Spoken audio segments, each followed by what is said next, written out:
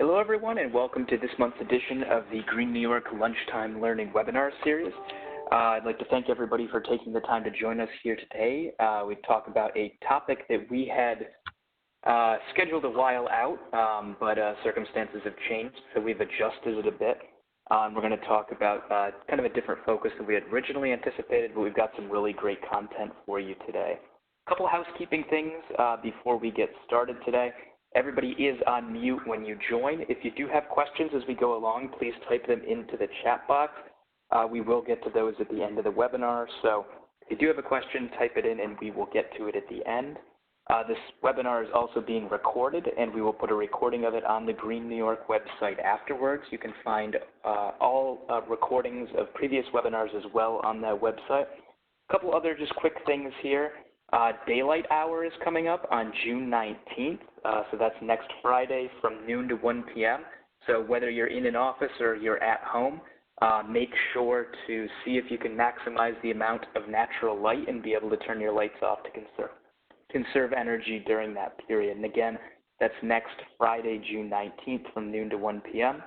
And next month's webinar is going to be on Tuesday, July 14th at noon, and that's going to be on microplastics. So we have another great topic coming up for you as well. And with that, I'm going to hand it over to our co-chair here, Jody Smith-Anderson, to get us started today. Hey everybody, thanks so much for joining us today. I'm Jody Smith-Anderson. I'm the Director of Sustainability Programs for DASNY, and I've been really engaged with Brendan and others trying to implement a lot of the work of different executive orders in sustainability and resilience and common sense. So one of the things that we're going to be talking about today is the common sense of travel. We're going to be looking at the topics of staycations, how to choose where to go and what kind of planning things can be helpful, how we can get there, the different ways that are available, and things to pay attention to when you arrive at your location, and some general travel tips. I think that what is really important is that COVID has taught us that we need to be aware of how we travel and maximize the things that we know in our own neighborhoods and our own communities. So we're going to start with that point. Brendan and I put this together, and I think he and I both have some good experiences that can get your wheels turning as to how you can vacation well and travel well and be sensible well. Yep. All right, and I don't know why the photo didn't come up on this one. So, yeah, the first thing we wanted to talk about today was staycation. So we know that for the past couple months, most of us have been staying home. We've been staying safe. And for a lot of us, travel is not going to be an option in the near future. This is something that, is a bummer to a lot of us. I know myself, I like to travel. I get a lot out of it. It's a big part of my kind of life and routines. But I think one of the things that's important as we're getting through our current situation and we're staying safe is figuring out how we can get the most of staying near home. So the biggest thing we wanted to mention here is you want to make things different. If this is a situation where, let's say, you take a week or two off this summer and you kind of just do the same thing you always have, I know for myself that would drive me nuts, and it would just kind of reinforce everything that's, kind of going on in the world. I'd get into a trap of reading the news. And, so the big thing here is to kind of change things up.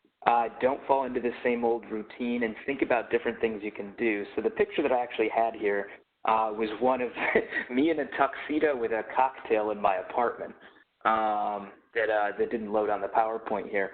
But just a kind of thing, one idea here that we wanted to get over is, there's a lot of restaurants out there now that are doing delivery or takeout that weren't before. So if there is a place you've always wanted to go, this summer during your staycation is a great excuse to order from them. Put on a tuxedo or a suit or a dress and, make a fancy occasion out of it. Do something a little bit different like that. Yeah, I think it's really important to recognize that there are some things from this COVID experience that I actually hope continue in the future. For example, more restaurants offering takeout. More restaurants are now putting out street tables and chairs because they're allowed to do open air seating. And I've always wished that more restaurants did that. So you can even make a moment by walking to a local restaurant if you happen to live in a walkable neighborhood and sit outside and enjoy the street traffic and observing people and making up your own, you know, dialogue for what you're seeing on the street. It's kind of fun. My husband and I installed, this is not about restaurants, but we installed in our house a fairly large movie screen in our not so big house. And we make a big deal out of movie nights by, you know, having real popcorn and setting everything aside. And you could even make it a little campy and designate someone to be an usher. Yeah, and for those of you that had your beach book that you had ready to go, you know, a good thing to do is see if you can swing up a hammock in the backyard, read that there, and think about the other things you really wanted to do. So for myself, one of the things that I've found really kind of enjoyable over the last couple of months is discovering the amount of local nature preserves. We're encouraging people to recreate locally. It's a great way to, you know, get out of the house safely and to make sure that you can kind of connect with nature as we're going through all of this. And it's a great way to keep your sanity. But just, I mean, I'm here in the Capital District, and the amount of local nature preserves I've discovered that I had no idea existed has been fantastic. And they're great, just little places. So that's one thing I would really encourage people to look at this summer is just take a look in your own backyard and see what you can find there. Because there's probably a lot of gems when it comes to getting out into nature. There's a lot of different, you know, there's wildlife management preserves, there's other things. You usually find bird sanctuaries, you know, you name it, you can find it out there. Yeah. And another thing we just wanted to mention here was this is a great opportunity to try new local products. I know for myself, since I'm not eating out as much and I'm cooking a lot more, I've focused on you know, maybe going to a different grocery store that has different items, seeing if there's different farmers that are selling local things, and maybe even spending a little bit more money on that stuff because I'm not spending the money going out to eat as often. So that's another thing to consider is see what you can find in the way of local products to try. Yeah, and I think just to wrap up this slide, it's really important, I think, if you're intending your stay at home to be a vacation period, it really is, and we mentioned this earlier, important to make it different from your everyday stuff.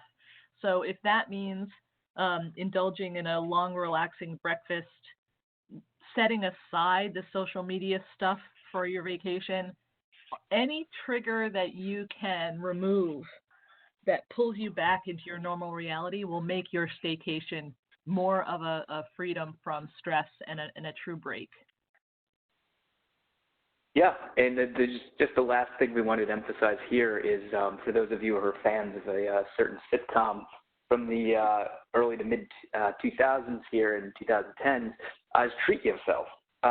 Just set aside a day and say, is there something you've always wanted to do, something you know, as Jody mentioned, do you want to just sleep in and get breakfast in bed or, you know, any number of things. So, you know, think about that. If there's anything you've ever wanted to do or try that's local, just go for it. Treat yourself. So the next thing we wanted to talk about here was kind of planning for future trips. Since I know a lot of us, while we're staying home, have more time and we can't travel right now, we're probably thinking about where we want to go, what our bucket list trip would be, and things like that. So we wanted to give you some tips here to make sure that that's as sustainable as possible. And the first thing we wanted to mention here, once we start to come out of the COVID crisis, is avoiding travel hotspots. So all of us have seen with the rise of especially Instagram and other social media platforms that we're seeing overcrowding in a lot of our tourist areas. So you look at Venice, where they're looking at ticketing people to come into the city and limiting how many can go in. You know, closer to home, the Adirondack High Peaks on a holiday weekend, we have massive crowds, and you're not going to get the experience that you really are looking for. So think about where you want to go, and when you're doing that planning, how you can avoid the hot spots. And look at if there are other ways, if those are the places you really have your heart set on, can you go off peak? And just one more tip with that, if you are looking someplace that involves kind of airfare, Tuesdays are a really good day to fly. I've found that to be less crowded and usually a lot cheaper too. Yeah, one of the things is really just illustrated in the photograph too. If you can actually turn some of the normal stuff into more fun things, if you're willing to ramp up the adventure. I have always gone to the Troy Farmers Market from Albany, but last year and this year I started bicycling there on Saturdays, and they still have a farmers market going on now, even though it's a little smaller. So I bike what ends up being about 24 miles round trip, and I just make a whole morning of it and enjoy getting flowers and carrying them back on my bike, and it becomes less of a task and more of a little vacation, a little bit of travel. So those kind of things are good to explore too. Also, when you go someplace that's normal for you to go, maybe you can experience it, as we mentioned, in a different way. Like kayaking is awesome, but doing a sunset kayak trip can have an entirely different feel. Or maybe if you go out just before dawn, you'll see different animals than you would when you go after work on a Friday, quote unquote, or over the weekends as you normally did. And that's assuming you have access to bikes and kayaks, but there are also other ways to do any kind of shopping by walking to your grocery store or choosing places to go and maybe go there without a car and do things differently while you're there.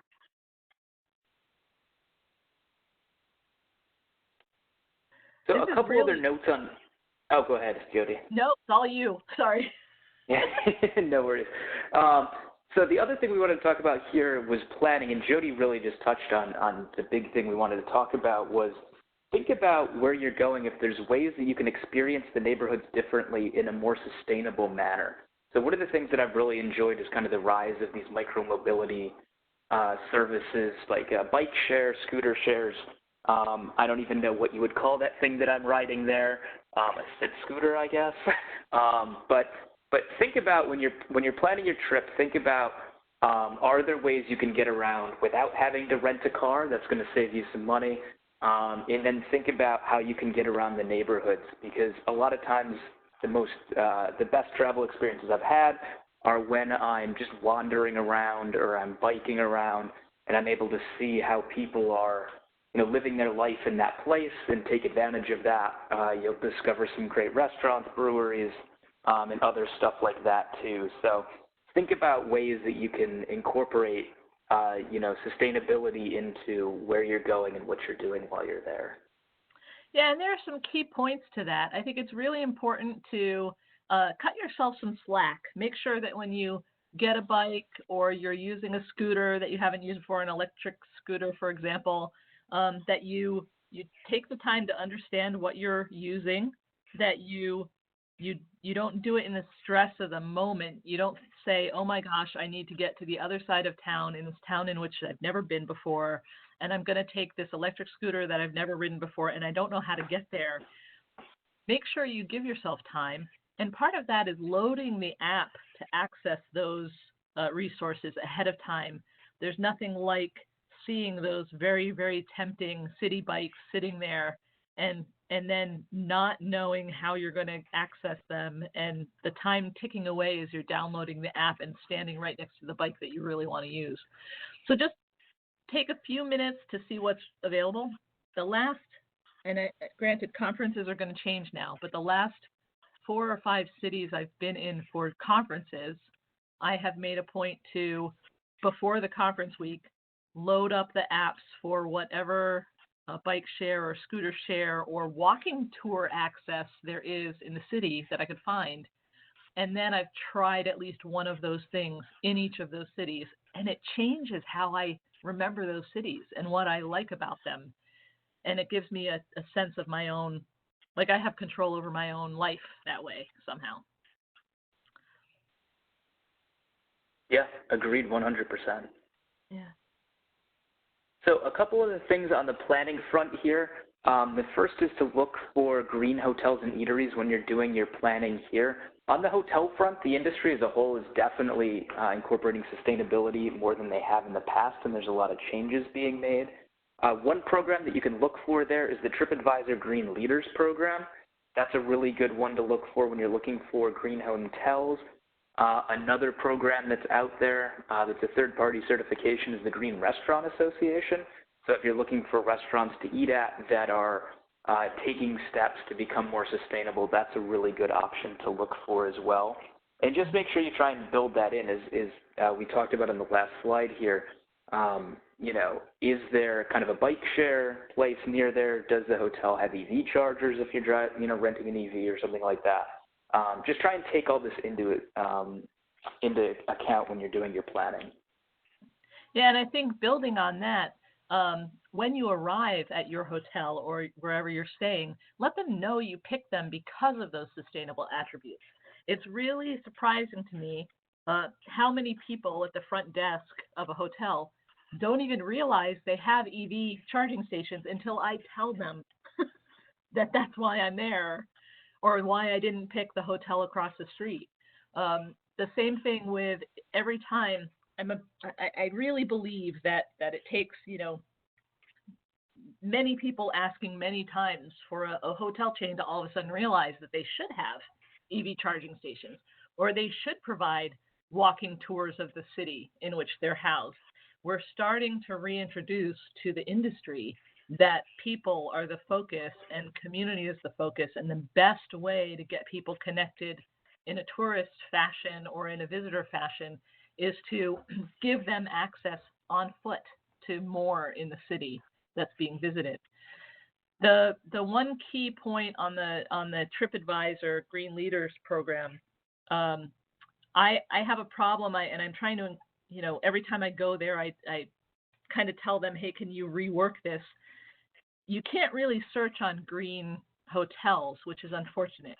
You can find the hotels that you're familiar with and then look to see if they are a green leader. But you can't just say, hey, I'm going to Chicago, tell me all the Green Leaders program hotels that are in this price range. So I'm hoping that over time we'll get to that level. Yeah, that's a really good point. So a couple of thoughts on how to get there when you're doing your planning. We've got another chart here on the next slide. But when you're looking at sustainable ways to get there, there's obviously some places where you're only going to be able to take a plane there. I don't even know if steamer ships exist if you wanted to go to Europe, right? But the most efficient way you're going to want to get there and the lowest emissions is going to be either by train or bus through public transit usually is going to be the lowest. And then driving or taking a plane as well. And one of the great things about the train, I've been taking that a lot more both for work and pre-COVID, and for other trips that I make, is the fact that it's a great way to get a new perspective. A lot of us have driven the thruway quite a bit, but if you have to go to Buffalo for something, taking the train is actually really beautiful. You get to see a lot more of the countryside. You get to relax. You can move around a little bit more. You can bring snacks with you. And so, think about whether or not that's an option for you. As an example here, if you were to fly to Washington, D.C., you're going to have to get to the airport early. You're going to have to park. Then you're going to have to go through security, and then you're going to have to wait. Then once you get there, you're not ending up right in the city center, so you're going to have to either take a train or a bus or a taxi into the city. And so at the end of it, usually a train's going to be time competitive compared to a flight. It's just when you see that up front, it's this much longer versus like an hour in the air. But once you take everything into account and the fact that you end up right in the city, a lot of times it'll be pretty comparable. So depending on where your next trips are going to be, it's a good way to go about it is to see if there's another way to get there and look at what the time difference is. Yeah, and the photograph on this slide is my husband and I playing cribbage on our trip to Montreal, our train trip to Montreal. And that would be pretty near impossible to comfortably do on a plane. The only qualifier that I have right now about train travel is the the food service, it's like Amtrak doesn't recognize so much that food is also part of the experience. The food is tasty, but it's all individually wrapped. So we put on this slide control of your own sustenance, because you have the opportunity to buy food before you get on the train, and it might actually involve less wrapping, or you might pack your own food. Simple things like almonds and clementines and bottles of water. Whether you're on a train or a bus or a plane or a car, you can take those things with you. The important thing is to remember to empty liquids before you go through security at the airport, and then you can fill them up again afterwards and bring them onto the plane with you. So that's always a good approach, and we'll talk about that a little more later as well. Mm-hmm. And one last tip here on flying is, if you are going to fly, see if you can get a direct flight. I know from some of our smaller airports, Syracuse, Albany, it might be a little more difficult, but most emissions from a flight come from takeoff and landing. And when you're cruising, that's usually when it's at its most efficient. So if you get a flight or a connector flight from Albany to Newark to get to where you're going, there's going to be a lot more emissions per passenger because of all the takeoff and landing emissions than if it was a longer flight out of somewhere else. So just think about that when you're planning as well. So here's that chart that I was mentioning from. This is from the BBC. And you can see here, as I was mentioning, the short here, they call it domestic flight since it's for the UK, and then long-haul flight, you'll see the long-haul's emissions are actually less. And then you've got the different modes of transportation here. And you can see that rail and bus is going to come in as is the best when we're looking at traveling. I actually really love on this chart that they differentiate between a car with one passenger and a car with 4 passengers. There's something that we didn't cover in this travel webinar. We didn't talk about traveling with friends. And I think that's something that just struck me now. And it reminds me of a Michener book, Space, where there's a whole discussion about who can be the navigator and who's really good at traveling with other people. It can be an entirely different understanding of your friendship or your family-dom if you get in a car together and travel for a shared vacation, and that reduces emissions. It increases your fun level, and really can change your friendship ratios as well. I totally agree with that. And if there's ways you can carpool, if you have groups coming from different areas, that's another great option as well. There's nothing, nothing saying you can't meet halfway between where you're going, and you can carpool from there. Friends and I actually do that in the Adirondacks.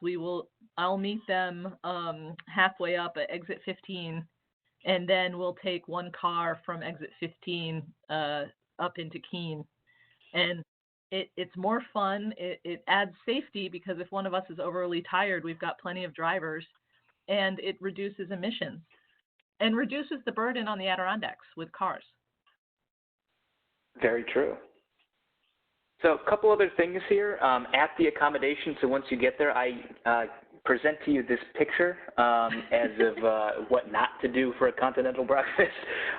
Everything in there is individually wrapped, even though it's behind the glass and with tongs.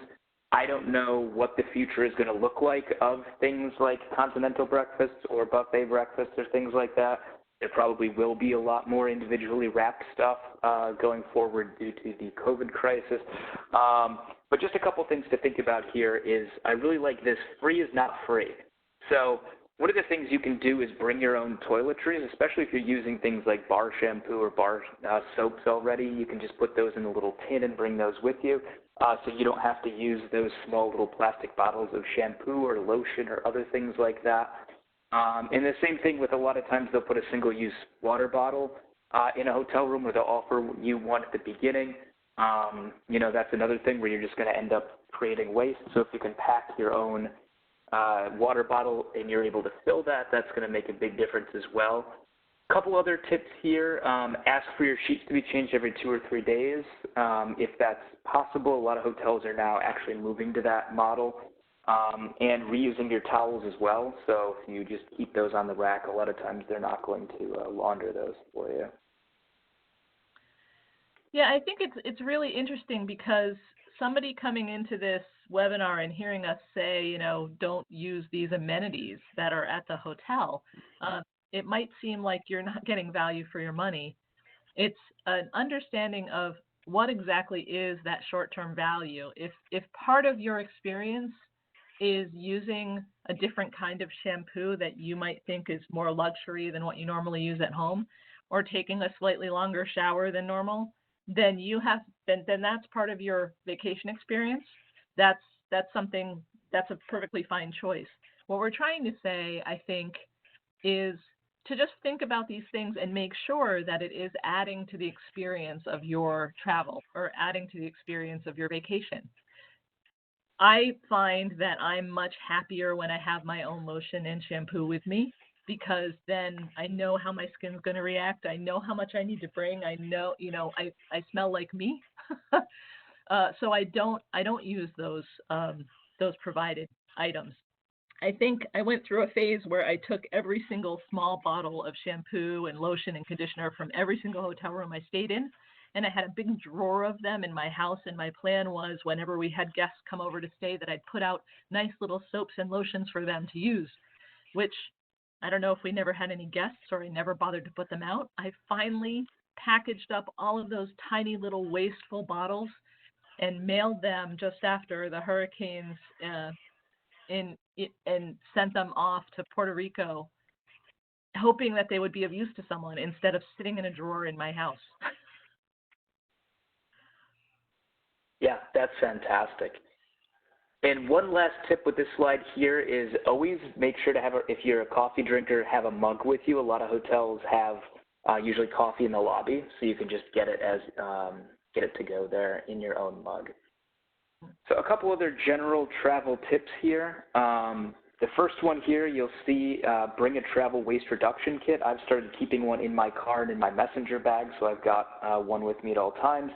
You can have utensils, straw, cloth napkin, water bottle, coffee mug, and nowadays some hand sanitizer as well. Those are the big ones that you're going to want to have with you. And a lot of times when I'm traveling, I've run across a food truck or a takeout place that I really want to try, and once they give you everything, you look at usually the utensils come wrapped individually in plastic. They are plastic.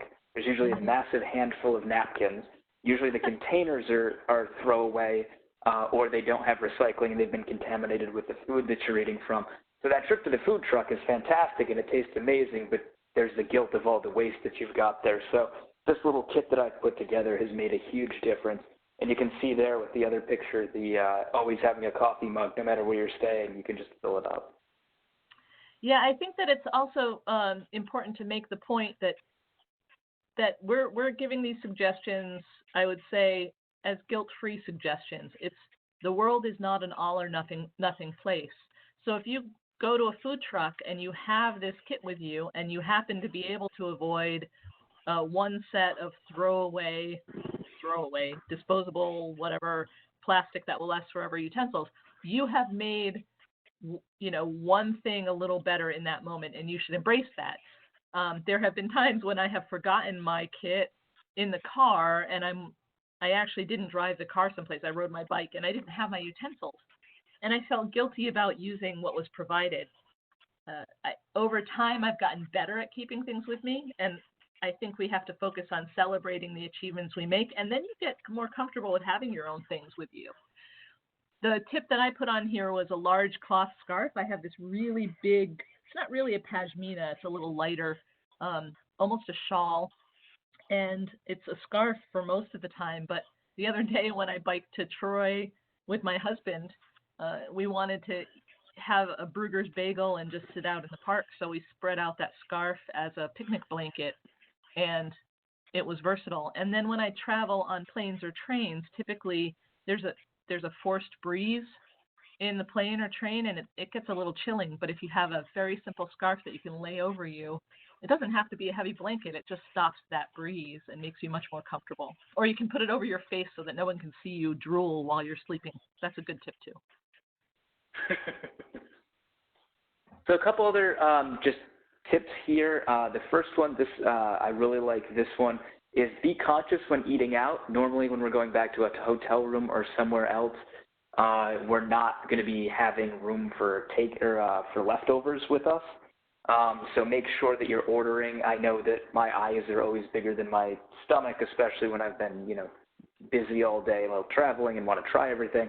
But if you have a group of people, consider getting a bunch of small plates so you can try different things, and know that usually you're not going to end up eating the leftovers. So try and be conscious of that. Yeah, and travel is all about kind of maintaining your own entertainment, and you can do it a whole bunch of different ways. Of course, your own, movies and stuff like that. You can also prepare to access some Sudoku and some word puzzles. Make sure you load the content before the travel day, because the last thing you want to be doing is, in the airport waiting to get onto your flight and using the same Wi-Fi that a million other people are using with the charges that happen in some places. So do it before. Use your own headphones and ear pods. It's much nicer than relying on whatever is handed out, and some airlines still do either hand them out or charge for them. Library books are great. I would suggest then also just keeping in mind that you might actually talk with somebody on this travel day, and bring along your curiosity and your goodwill, because sometimes the people that you encountered are actually as valuable in the travel day as anything else you'll experience. I agree with that 100%. Yeah, that's some of the best travel experiences I've had have been just talking to random people, and you end up finding a lot of really interesting things that way if you're searching for. And that's one way to end up in a metal concert in Norway that you had no idea was happening. But you can end up in some interesting places. Wait, that happened to you too? Brandon, that happened to you too? Yeah. Oh, it did, yeah. This wall of sound coming at me from angry Norwegians. Didn't see that happening in the back of the bar. Some tips with reusables in the TSA. You can take reusable utensils through security, but no serrated knives. And bamboo or durable plastic, if you have that, is going to be safer to make sure that does get through. You can empty your water bottles and coffee mugs and bring them with you. You can see here that's a mug that I had filled with the Starbucks at the Albany Airport Starbucks there. After security, they just put my iced coffee in it. And a lot of airports now are putting in the water bottle filling station, so it's a lot easier than having to fiddle around with a drinking fountain.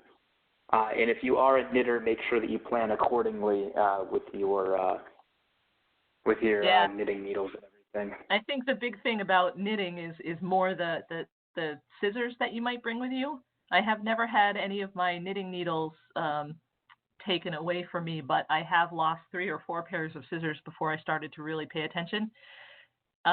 In a pinch, just throw in some nail clippers, because the nail clippers can get through the yarn, and then you never have an issue with whether your scissors are too big or not. Yeah, that's a great tip.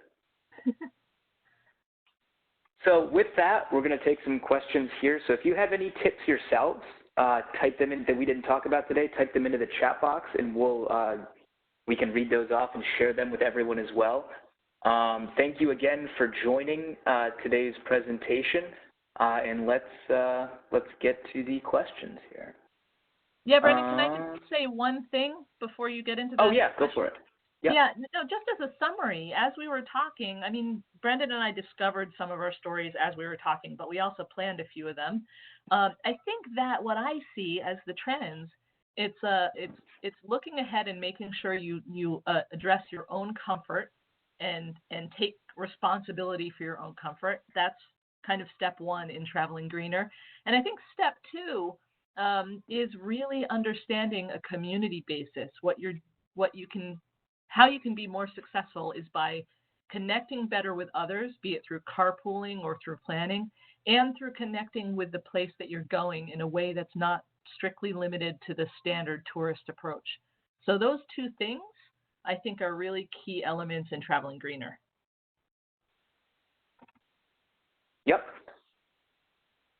So so we have a couple questions that have come in here. The first one is, what is a coach versus a bus that was on the slide with the travel options and emissions?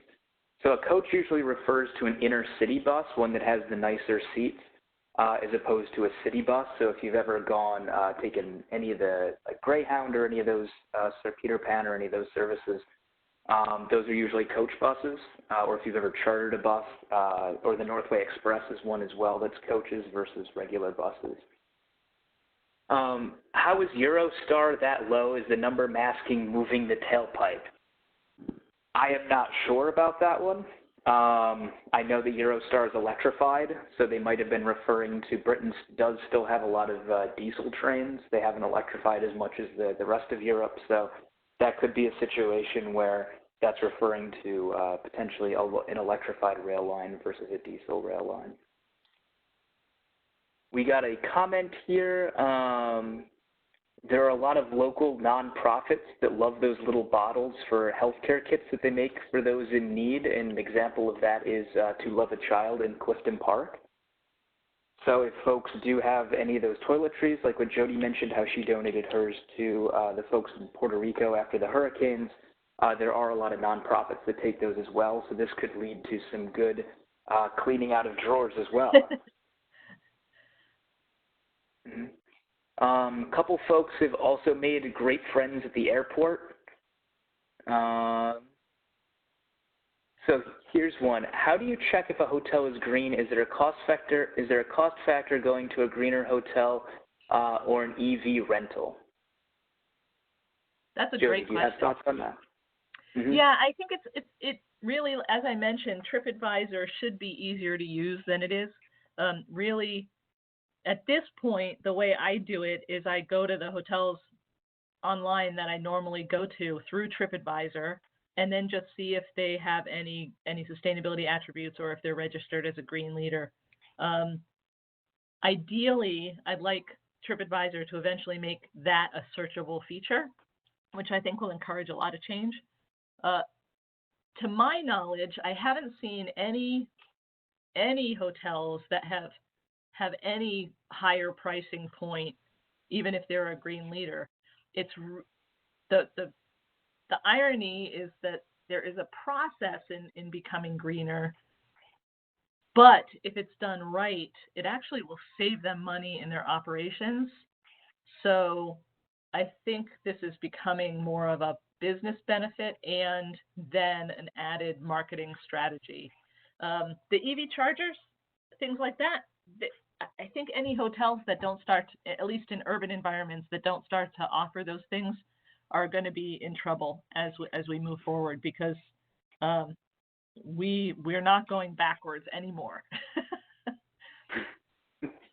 Yeah, and with that, I'll add one of the reasons we talk about the TripAdvisor program here is within New York State's green purchasing specifications, we encourage state employees to look for a hotel that is rated through that TripAdvisor program when booking trips for state work.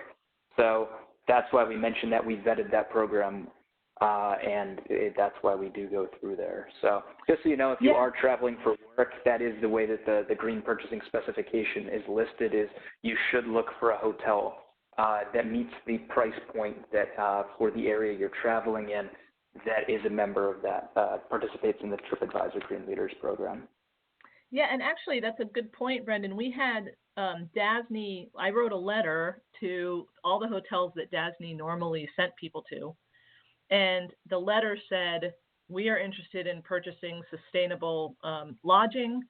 Please tell us your sustainable attributes, or if you're registered with TripAdvisor's Green Leaders program, and then we were able to make some decisions. Now, granted, most of them didn't answer until they got a phone call and we pestered them to answer. But that's another way to send the signal, at least through your work.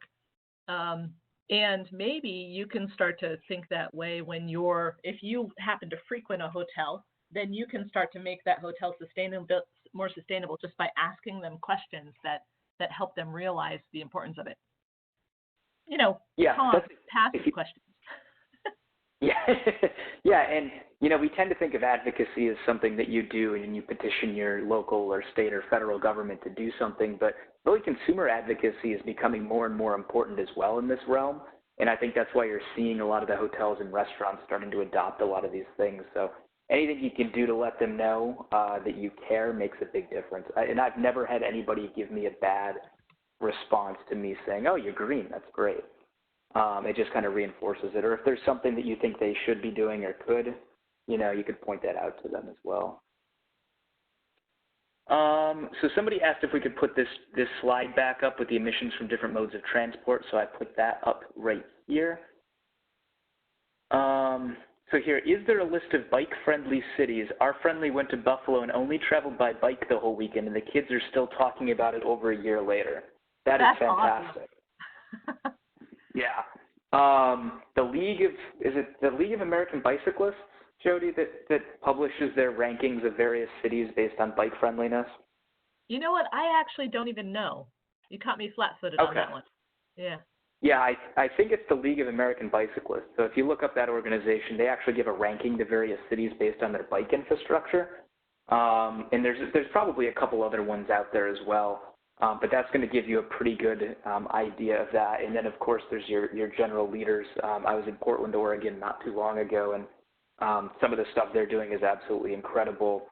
But most cities are jumping on this bandwagon because, as Jody said, we're not going back, and this is the wave of the future. So yeah. I would take a look at that.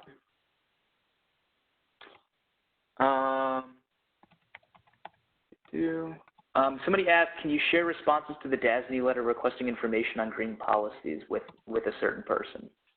Yeah, I saw that chat. This was done probably 8 or 9 years ago.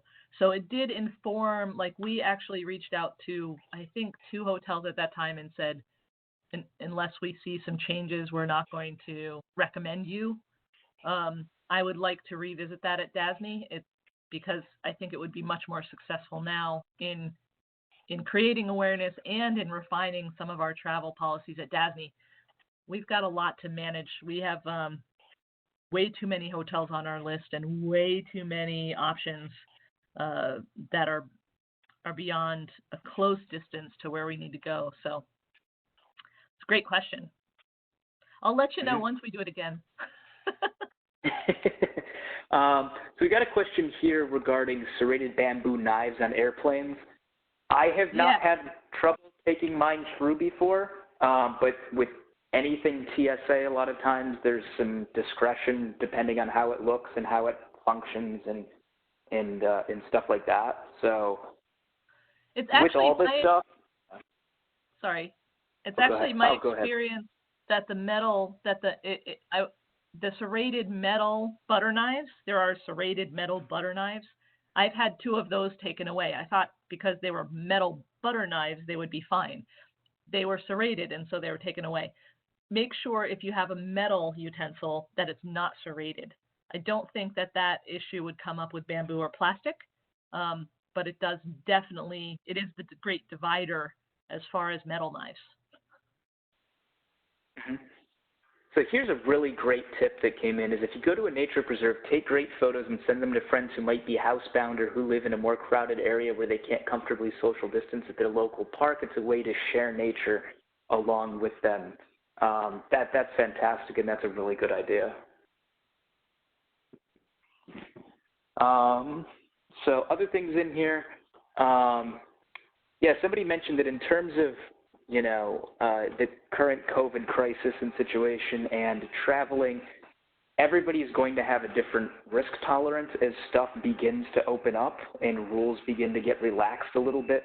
There are a lot of online guides as to what the latest thinking is in terms of the risks of various activities. So, until we get to a point where there's a vaccine or there's some sort of herd immunity, I don't think it's ever going to be 100% safe to do, just about anything, but everybody's going to have a different risk tolerance, and a good way to go as things open up is to search for those resources online about different activities and the risk levels and figure out what you're comfortable with. Yeah, and the same rules will apply for a long time. And just, wash your hands often, cover your mouth and nose, and maintain distance. I think that, actually, I know that many health researchers have been touting going to parks and being outdoors, outdoor air, and being physical. It does things for your mental state. It also supports your health. It gives you a chance to travel and experience your own neighborhood, in essence. And those three things would still apply: wash your hands, cover your nose and mouth, and maintain distance. Yep. Yeah, I agree. I've been doing a lot of much more outdoor stuff this year than I normally have this time of year, and it's still, I always keep the mask around my neck in case you're going to go past people on the trail, and keep the hand sanitizer ready. Yeah. So, does anybody have any other questions or comments? Feel free to type them into the chat box here, and we can go through those. While we're waiting for anything final to come in here, Jody, do you have any final thoughts for folks? No, just that I think travel is a really good thing, and we will get back into it. And it can be an even better thing when we do it with a little more attention to eliminating waste and amplifying our connection to that new experience.